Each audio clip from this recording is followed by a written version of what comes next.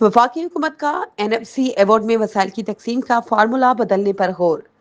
वफाकी हुकूमत कौमी मालियाती कमीशन NFC एवॉर्ड में वसाइल की तकसीम का फार्मूला बदलने पर गौर कर रही है।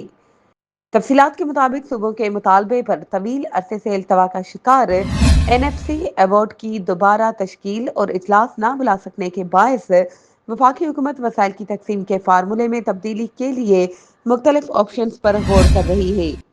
वफाक शदीद माली मुश्किलात का शिकार है और इस सूरत हाल में दो तजावीज़ ज़ेर गौर हैं।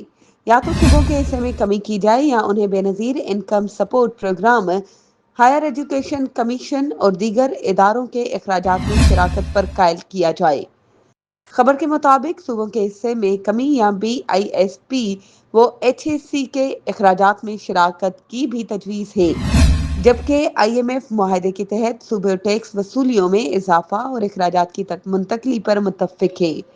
वफाक की कोशिश होगी कि सूबों को कायल करे कि वो अपने 57.5% हिस्से को कम करें, जो ग्रांट्स और सबून्स शामिल होने के बाद 62% तक पहुंच जाते हैं, या फिर अखराजात में हिस्सा डालें, क्योंकि NFC के तहत कोई भी फार्मूला सिर्फ इत्तेफाक राय से ही तब्दील किया जा सकता है।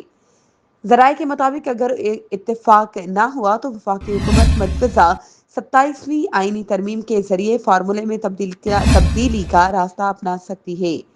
IMF के मुआहदे के तहत सूबे बाद अखराजात की मुंतकली वफाक से कबूल कर चुके हैं और टैक्स वसूलियों को बढ़ाने की भी यकीन दहानी कराई गई है। इसके अलावा माली साल 2025-2026 में वो नए PSDP मंसूबे जो सिर्फ किसी एक सूबे से मुतालिक होंगे, उनकी फाइनेंसिंग सूबाई बजट से की जाएगी।